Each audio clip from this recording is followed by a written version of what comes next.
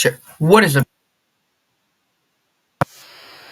now actually the All-Star break? As the playoffs approach, some teams are tanking, some have their seeds solidified, and some are still fighting for their playing lives.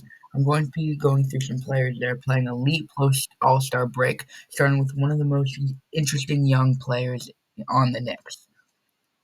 Starting the year only playing set 13 minutes a game, Miles McBride was averaging 6 points on 43% shooting. Post the All-Star break, he has been elite, averaging 11 points, 3 assists on near 50% shooting and 40% from deep. The Knicks have been severely injured as of late, and had not having Randall since January. OG hasn't played much since January either. Mitchell Robinson hasn't played much of the season, and Jalen Brunson has missed a couple of games. So the role players have had to step it up.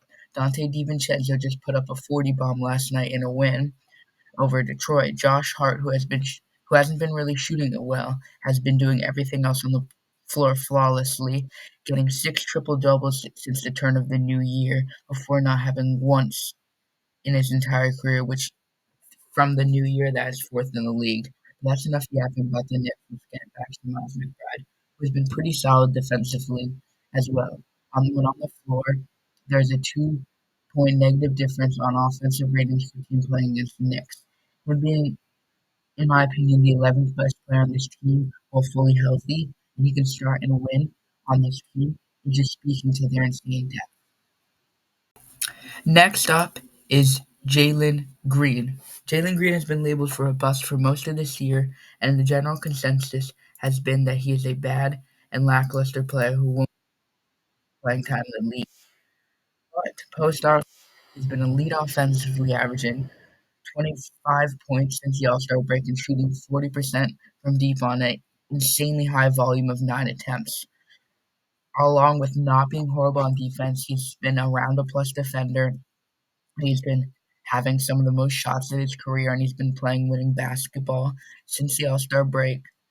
The Rockets are 12-5, and this team has so much young talent. I can't believe the Nets didn't give them Mikal Bridges for like 4 first-round picks and Jalen Green, dude.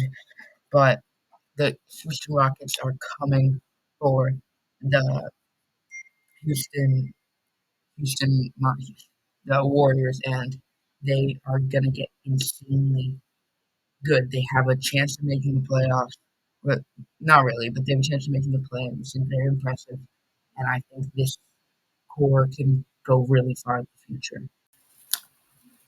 Next up is Delano Banton, who is next up on our list. I haven't been pretty high on this guy for a pretty long time, and he's been elite on the Trailblazers, averaging 15 points and 5 boards on 35% from deep, which is really solid.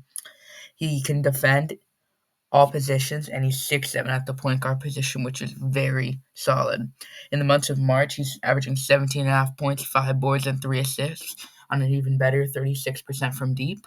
This is very impressive for this being his first time getting minutes, having a couple very notable games, having 25 points and 7 rebounds in a win against his former team in the Toronto Raptors, and 2 games where he put up 28 in losses to New Orleans and Houston, the Houston loss being last night.